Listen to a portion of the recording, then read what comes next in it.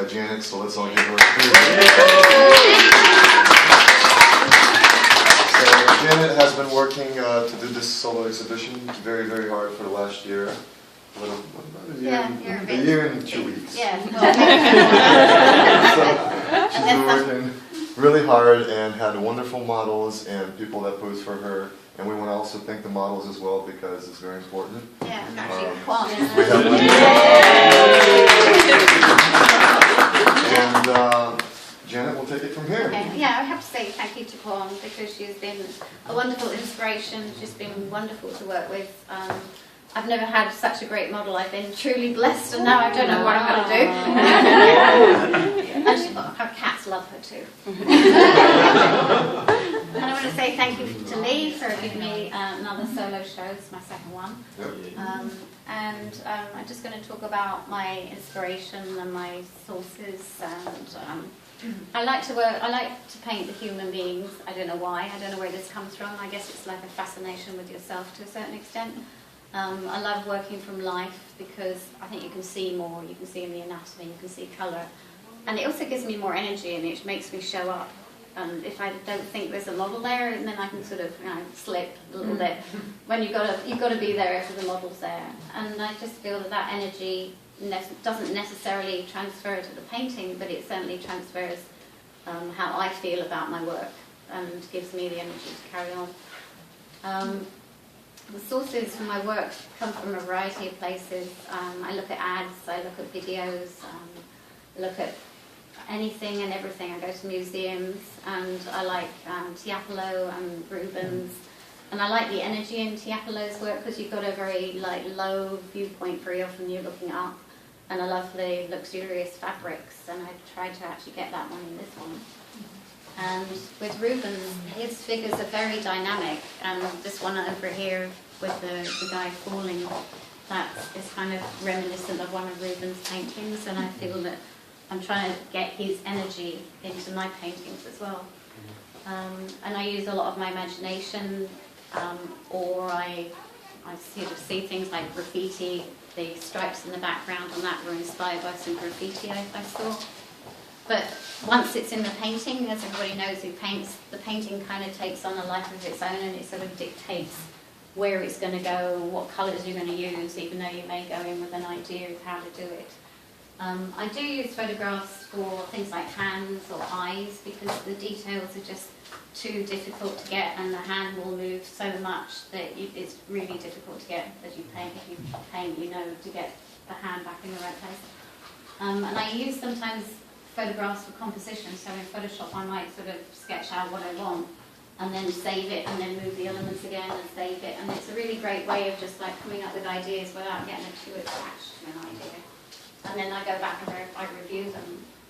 If I don't use photographs of the model, then I'll use a photograph of my sketch, and I usually start with a study, and there's a couple down at the end that grew into these ones here, and I always try to make myself do the study because it eliminates a lot of errors. I just find it helps with composition, it helps with colour, and it's just, for me, it's a good step to the next level of doing big paintings. So the studies are beautiful as well, actually. Yeah, I enjoyed them, and Lee was encouraging about painting small, so. We have a small guy. Janet wants to paint 10 of those. I was like, no, Janet. So I have to say, it probably took me a year to learn how to paint small. Teeny little brushes. Yeah, it was a real challenge. It worked, and they're beautiful. I just squished them down. And this painting here took about a year because I just could not paint small. I'd always painted in class lines. Did you do girls together? No, it's actually inspired by one person, and it's one person. But it's Quan's body. And somebody else's head, and somebody else's torso. So, yeah, and they all come together and they hopefully form a cohesive whole. And narrative, I kind of let the imagination of the viewer to form their own narrative. That's it. So if you guys have any questions, please let Janet know, or if you're interested in any of the artwork, please come to me or Janet or Damien, and if we can help you guys out.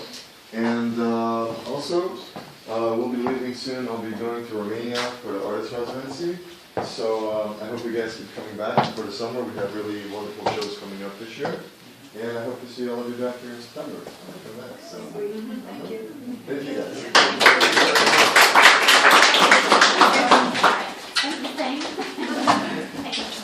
All right.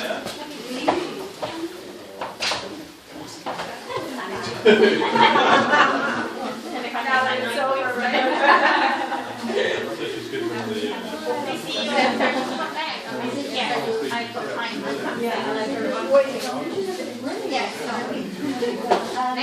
She's good for the.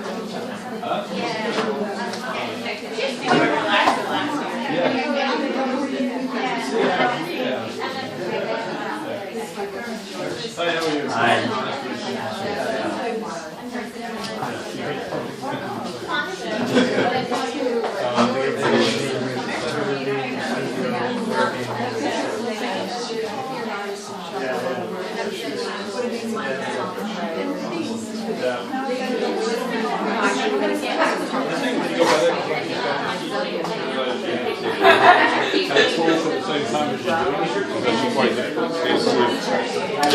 Did you get a good tool stand in front of people and be excited? Yeah.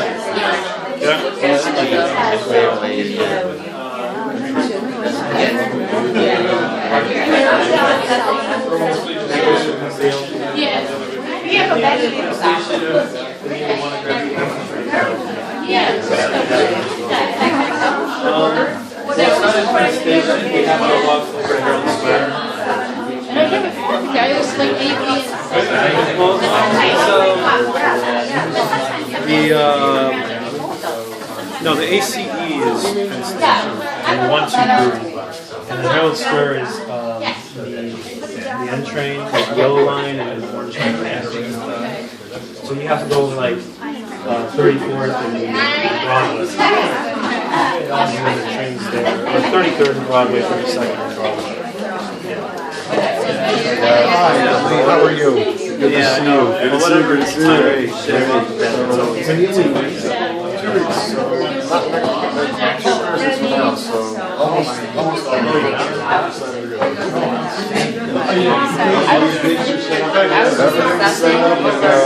All the marks you make? Is it all? Yeah, we got enough for that, right? Did you go?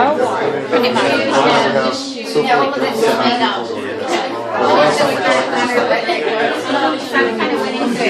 Thinking that's going to have these ribbons, but they weren't really working, so I had to sort of knock them back and forward again and knock them back again.